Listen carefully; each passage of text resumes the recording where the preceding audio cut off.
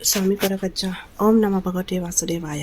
ನಿಮ್ಮ ವ್ಯಕ್ತಿಯ ಮನಸ್ಸಿನಲ್ಲಿ ಏನುಂಟು, ಅವರು ನಿಮ್ಮ ಬಗ್ಗೆ ಯಾವ ಒಂದು ಆಲೋಚನೆಯನ್ನು ಮಾಡ್ತಾ ಇದ್ದಾರೆ ಪ್ರೆಸೆಂಟ್ ಸಿಚುವೇಷನಲ್ಲಿ. ಅವ್ರು ನಿಮ್ಮ ಜೊತೆ ಇರ್ಬೋದು, ಅಥವಾ ನಿಮ್ಮಿಬ್ಬರ ಮಧ್ಯೆ ಪದೇ ಪದೇ ಜಗಳ ಆಗ್ತಾ ಇರ್ಬೋದು, ಬ್ರೇಕಪ್ ಕಂಡೀಷನಲ್ಲಿ ಇರ್ಬೋದು, ಅಥವಾ ನಂಬರ್ ಬ್ಲಾಕ್ ಮಾಡಿರ್ಬೋದು. ನಿಜವಾಗಿಯೂ ಅವರ ಮನಸ್ಸಿನಲ್ಲಿ ಯಾವ ಒಂದು ಭಾವನೆ ಉಂಟು ನೋಡುವ. ಇದು ಜನರಲ್ ರೀಡಿಂಗ್ ಆಗಿರುತ್ತೆ. ನಿಮಗೆ ಯಾವುದು ಅನ್ವಯ ಆಯಿತು ಅದನ್ನು ಮಾತ್ರ ಕನ್ಸಿಡರ್ ಮಾಡಿ. ಎಲ್ಲನೂ ಅನ್ವಯ ಆಗಬೇಕು ಅಂತ ಇಲ್ಲ.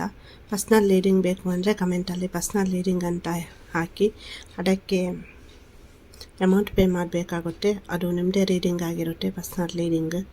ಹಾಗೆಯೇ ಯಾರಿಗಾದ್ರೂ ರೋಸ್ ಕ್ರಾಸ್ ಬ್ರಾಸ್ಲೆಟ್ ಬೇಕು ಅಂದರೆ ರೋಸ್ ಕ್ರಾಸ್ ಬ್ರಾಸ್ಲೆಟ್ ಅಂತ ಹಾಕಿ, ನಿಮಗೆ ಮ್ಯಾರೇಜ್ ಆಗ್ತಾ ಇಲ್ಲ, ಅಥವಾ ನಿಮ್ಮ ಪ್ರೀತಿಯಲ್ಲಿ ಪದೇ ಪದೇ ಆನ್ ಆ್ಯಂಡ್ ಆಫ್ ಸಿಚುವೇಶನು, ಅವರು ಸರಿಯಾಗಿ ಮಾತನಾಡಲ್ಲ, ಅಥವಾ ಥರ್ಡ್ ಪಾರ್ಟಿ ಎನರ್ಜಿ ಉಂಟು, ಅವ್ರು ನನಗೆ ಟೈಮ್ ಕೊಡಲ್ಲ, ಸೊ ಪದೇ ಪದೇ ಜಗಳ ಆಗ್ತಾ ಉಂಟು ಅಂದರೆ ಎನರ್ಜಿ ಪಾಸ್ ಮಾಡಿ ರೋಸ್ ಕ್ರಾಸ್ ಬ್ರಾಸ್ಲೆಟ್ ಕೊಡ್ತೇನೆ. ಯಾರಿಗಾದ್ರೂ ಬೇಕಿದ್ರೆ ಹೇಳಿ. ನೋಡುವ, ನಿಮ್ಮ ವ್ಯಕ್ತಿಯ ಹೆಸರನ್ನು 7 ಟೈಮ್ಸ್ ಹೇಳಿಬಿಟ್ಟು ಪ್ರಾರ್ಥನೆಯನ್ನು ಮಾಡ್ಕೊಳ್ಳಿ. ಇಲ್ಲಿ ನಿಮ್ಮ ವ್ಯಕ್ತಿ ದೂರ ಆಗಬೇಕು ಅಂತ ಆಲೋಚನೆ ಮಾಡ್ತಾ ಇದ್ದಾರೆ, ಅಥವಾ ಆಲ್ರೆಡಿ ಕೆಲವರು ಈ ಸಂಬಂಧದಲ್ಲಿ ಒಂದು ಆನ್ ಆ್ಯಂಡ್ ಆಫ್ ಸಿಚುವೇಷನಲ್ಲಿದ್ದಾರೆ. ಅಂದರೆ ಈ ಪ್ರೀತಿಯಲ್ಲಿ ಅವರಿಗೆ ಏನು ಮಾಡಬೇಕು ಅಂತ ಗೊತ್ತಾಗ್ತಾ ಇಲ್ಲ. ಇಲ್ಲಿ ನೀವು ತುಂಬ ಕಣ್ಣೀರಾಗ್ತಾ ಇದ್ದೀರಾ, ತುಂಬ ಅವರನ್ನು ನೆನಪು ಮಾಡ್ಕೊಳ್ತಾ ಇದ್ದೀರಾ, ಬಟ್ ಅದು ಯಾವುದು ಕೂಡ ಅವರಿಗೆ ಅರ್ಥ ಆಗ್ತಾ ಇಲ್ಲ. ಇಲ್ಲಿ ನಿಮ್ಮ ಪ್ರೀತಿಯಲ್ಲಿ ಅಂದರೆ ನಿಮ್ಮ ಪ್ರೀತಿಗೆ ಸಪೋರ್ಟ್ ಮಾಡುವವರು ಇಲ್ಲಿ, ಅಥವಾ ನಿಮ್ಮ ಸಂಬಂಧಕ್ಕೆ ಸಪೋರ್ಟ್ ಮಾಡುವವರು ಯಾರು ಕೂಡ ಇಲ್ಲ. ಇಲ್ಲಿ ಕೆಲವರು ಮದುವೆ ಆದವರು ಕೂಡ ಇದ್ದೀರಾ. ಈ ರಿಲೇಷನ್ಶಿಪ್ಪನ್ನು ಕೆಲವರು ಒಪ್ಕೊಳ್ತಾ ಇಲ್ಲ, ಅಥವಾ ಅಲ್ಲಿ ನಿಮ್ಮ ವ್ಯಕ್ತಿಗೆ, ನಿಮ್ಮ ಹುಡುಗ ಅಥವಾ ಹುಡುಗಿಗೆ ಭಯ ಇರ್ಬೋದು. ಈ ಸಂಬಂಧವನ್ನು ಸಮಾಜ ಯಾವ ಥರ ನೋಡುತ್ತೋ, ಅಥವಾ ರಿಲೇಟಿವ್ಸ್ ಏನು ಹೇಳ್ತಾರೋ ಏನೋ ಅಂತ. ಸೊ ಅದು ಒಂದು ಅವರಿಗೆ ತುಂಬ ಮನಸ್ಸಿನಲ್ಲಿ ಉಂಟು. ಹಾಗೆಯೇ ಪ್ರೀತಿ ಮಾಡುವವರ ಮಿಟ್ಲಲ್ಲಿ ಕೂಡ ಇವಾಗ ಮದುವೆ ಆಗಲಿಕ್ಕೆ ಮನೆಯಲ್ಲಿ ಸಮಸ್ಯೆ ಬರ್ತಾ ಉಂಟು, ಅಥವಾ ಅವರಿಗೆ ಇರುವಂಥ ಅಷ್ಟಕ್ಕೆ ಎನರ್ಜೀಸ್, ಅಥವಾ ನೀವೊಂದು ಸ್ಟ್ರಾಂಗ್ ಡಿಸಿಷನ್ ತಗೊಳ್ತಾ ಇಲ್ಲ, ಆ ಕಡೆಯಿಂದ ಆ ವ್ಯಕ್ತಿಗೂ ಡಿಸಿಷನ್ ತಗೊಳ್ಳಿಕ್ಕೆ ಆಗ್ತಾ ಇಲ್ಲ. ಅಂದರೆ ಈ ಸಿಚುವೇಷನಲ್ಲಿ ನಿಮಗೆ ತುಂಬ ನೋವು ಆಗ್ತಾ ಇರ್ಬೋದು, ಕಣ್ಣೀರು ಹಾಕ್ತಾ ಇರ್ಬೋದು ನೀವು, ಬಟ್ ನೀವು ಅತಿಯಾಗಿ ಆಲೋಚನೆ ಮಾಡೋದ್ರಿಂದ, ಕಣ್ಣೀರು ಹಾಕೋದ್ರಿಂದ ಸಿಚುವೇಷನ್ ಇಂಪ್ರೂವ್ಮೆಂಟ್ ಆಗಲ್ಲ. ಸೊ ಇಲ್ಲಿ ಒಂದು ಕ್ಲಿಯರ್ ಕಟ್ ಮಾತುಕತೆ ಆಗಬೇಕು, ಸಮಾಧಾನದಿಂದ ಇಬ್ಬರು ಕೂಡ ಮಾತನಾಡಬೇಕು. ಒಮ್ಮೆ ನಿಮ್ಮಿಬ್ಬರ ಮಧ್ಯೆ ಒಂದು ಕ್ಲಿಯರ್ ಕಟ್ ಕಮ್ಯುನಿಕೇಷನ್ ಆದರೆ ಸೊ ಎಲ್ಲನೂ ಸಿಚುವೇಶನ್ ಸರಿ ಹೋಗುತ್ತೆ. ಇಲ್ಲಿ ನಿಮಗೆ ತುಂಬ ಮನಸ್ಸಿಗೆ ನೋವಾಗಿದೆ, ನಿಮ್ಮ ವ್ಯಕ್ತಿ ಕೆಲವೊಮ್ಮೆ ಅತಿಯಾಗಿ ರೇಗಿ ನಿಮಗೆ ಮನಸ್ಸಿಗೆ ತುಂಬ ಕಿರಿಕಿರಿ ಆಗುವ ಥರ ಮಾತನಾಡ್ಬೋದು, ಅಥವಾ ಸುಮ್ಮನೆ ನಂಬರ್ ಬ್ಲಾಕ್ ಮಾಡಿ ಮತ್ತೆ ಆನ್ ಮಾಡಿ, ಅಥವಾ ಬೇರೆ ನಂಬರಿಂದ ಕಾಲ್ ಮಾಡ್ಬೋದು. ಅಂದರೆ ಇಲ್ಲಿ ಆ ವ್ಯಕ್ತಿಗೆ ನಿಮ್ಮನ್ನು ಮರೀಲಿಕ್ಕಾಗಲ್ಲ, ನಿಮ್ಮನ್ನು ಬಿಟ್ಟಿರ್ಲಿಕ್ಕಾಗಲ್ಲ. ಬಟ್ ಇಲ್ಲಿ ಏನಂದರೆ ಇನ್ನೊಂದು ಅರ್ಥ ಮಾಡ್ಕೊಳ್ಬೇಕು ಅಂದರೆ, ಎಲ್ಲ ಒಂದು ಕಡೆ ಅವರಿಗೆ ಥರ್ಡ್ ಪಾರ್ಟಿ ಎನರ್ಜೀಸ್ ಇರ್ಬೋದು ನೋಡಿ. ಇಲ್ಲಿ ಥರ್ಡ್ ಪಾರ್ಟಿ ಅಂದರೆ ಬೇರೆ ಹುಡುಗ, ಬೇರೆ ಹುಡುಗಿ, ಅಥವಾ ಬೇರೆ ರಿಲೇಷನ್ಶಿಪ್, ಅದನ್ನು ಹೊರತುಪಡಿಸಿ ಅವರ ಲೈಫಲ್ಲಿ ಇರುವಂಥ ಸಮಸ್ಯೆಗಳಿರ್ಬೋದು, ಫ್ಯಾಮಿಲಿ ರಿಲೇಟೆಡ್ ಮದರ್ ಇಶ್ಯೂ ಇರ್ಬೋದು, ಅಥವಾ ಸ್ಟಕ್ ಎನರ್ಜಿ ಇರ್ಬೋದು, ಕೆಲವೊಂದು ಕಮಿಟ್ಮೆಂಟ್ಗಳು ಇರ್ಬೋದು, ಕೆಲವೊಂದು ಕೆಲಸ ಇರ್ಬೋದು, ಅವರ ಲೈಫಲ್ಲಿ ಹಣಕಾಸಿನ ಸಮಸ್ಯೆ ಇರ್ಬೋದು. ಸೊ ಇದನ್ನೆಲ್ಲ ಅರ್ಥ ಮಾಡ್ಕೊಳ್ಬೇಕಾಗುತ್ತೆ. ಸೊ ಆ ವ್ಯಕ್ತಿ ಚೇಂಜ್ ಆಗಿದ್ದಾರೆ, ಬದಲಾಗಿದ್ದಾರೆ ಅಂದರೆ ಏನೋ ನಮಗೆ ಮೋಸ ಮಾಡ್ತಾ ಇದ್ದಾರೆ, ಅಥವಾ ಪ್ರೀತಿ ಇಲ್ಲ ಅಂತ ಅಲ್ಲ.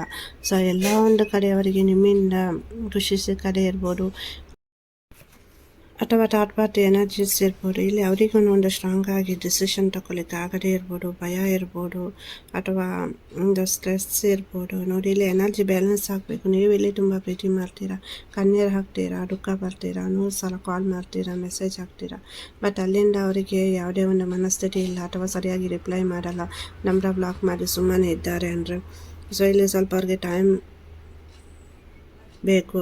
ಹಾಗೆಯೇ ಇಲ್ಲಿ ನಾನು ನಿಮಗೆ ಒಂದು ಮಂತ್ರ ಹೇಳ್ತೇನೆ ರೀಡಿಂಗ್ ಆದ ನಂತರ.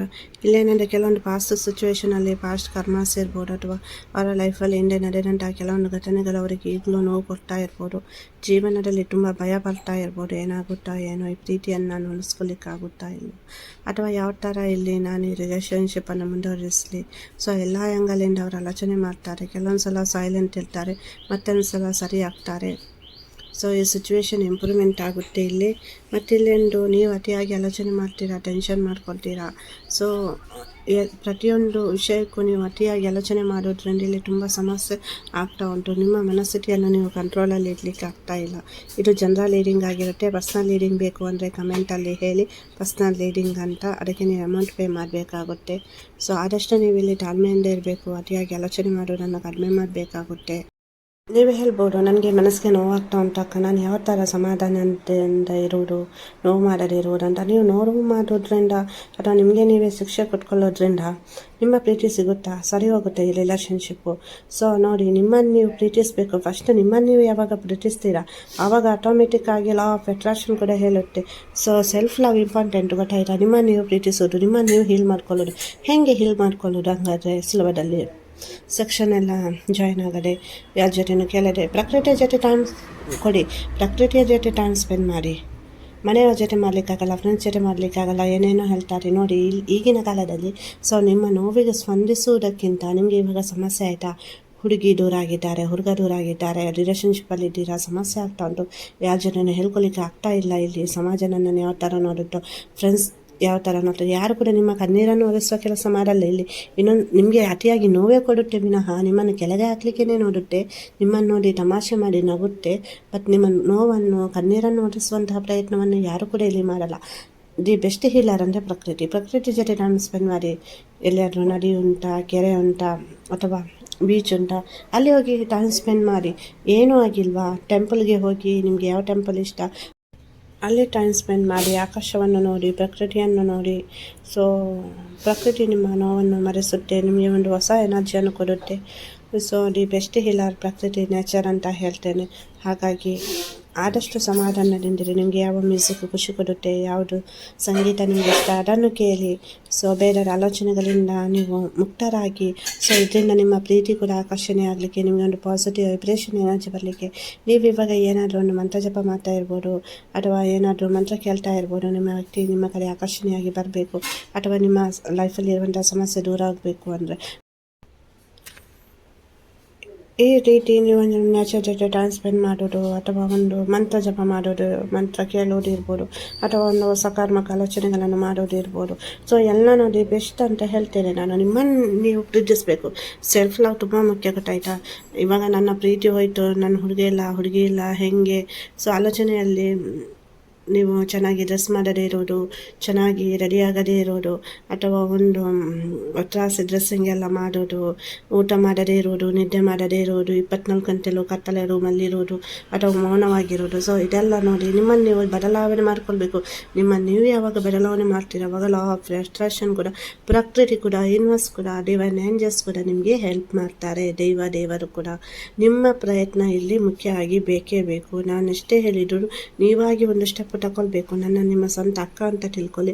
ನನ್ನ ಜೊತೆ ಯಾವುದೇ ಒಂದು ವಿಷಯವನ್ನು ಶೇರ್ ಮಾಡಲಿಕ್ಕೆ ಹೆಸಿಟೇಟ್ ಮಾಡಬೇಡಿ. ಪರ್ಸ್ನಲ್ ರೀಡಿಂಗ್ ಟೈಮ್ನಲ್ಲಿ ಕೂಡ ಅಷ್ಟೇ ಪಾಸಿಟಿವ್ ಆಗಿರಿ, ಆದಷ್ಟು ಸಕಾರಾತ್ಮಕ ಭಾವನೆಯಿಂದ ಇರಿ. ಮತ್ತು ನಿಮಗೆ ಪರ್ಸ್ನಲ್ ಪ್ರಾರ್ಥನೆ ಬೇಕಿದ್ದರೆ ಹೇಳಿ. ಪರ್ಸ್ನಲ್ ಪ್ರಾರ್ಥನೆದು ಫ್ರೀ ಆಗಿರುತ್ತೆ, ಅಮೌಂಟ್ ಪೇ ಮಾಡಲಿಕ್ಕಿಲ್ಲ.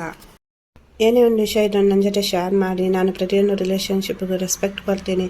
ಹಾಗೆಯೇ ನಾನು ನಿಮಗೆ ಒಂದು ಮಂತ್ರ ಹೇಳ್ತೇನೆ ಅಂತ ಹೇಳಿದ್ದೇನೆ ಅಲ್ವಾ? ಸೊ ಮಂತ್ರ ಬಂದುಬಿಟ್ಟು ಶ್ರೌಮ್ ಶ್ರೌಮ್ ಶ್ರೌಮ್ ಶ್ರೌಮ್. ನೀವು ಹೇಳ್ಬೋದು, ಅಕ್ಕ ಇಷ್ಟು ಚಿಕ್ಕ ಮಂತ್ರ ಹೇಳಿದರೆ ಸಾಕು? ಒಂದು ಶಬ್ದದ ಮಂತ್ರಕ್ಕೆ, ಏಕ ಬೀಜಾಕ್ಷರಿ ಮಂತ್ರಕ್ಕೆ ತುಂಬ ಶಕ್ತಿ ಉಂಟು. ಅದು ಅಲ್ಟಿಮೇಟ್ ಎನರ್ಜಿಯನ್ನು ಕ್ರಿಯೇಟ್ ಮಾಡುತ್ತೆ, ಅಲ್ಟಿಮೇಟ್ ರಿಸಲ್ಟ್ ಕೊಡುತ್ತೆ ನಿಮಗೆ. ಸೊ ಏನೇ ಒಂದು ಸಮಸ್ಯೆ ಇದ್ರೂ, ಪ್ರೀತಿ, ಜಾಬ್, ಹಣಕಾಸಿಗೆ, ಇದನ್ನು ನೀವು ಹೇಳ್ಬೋದು.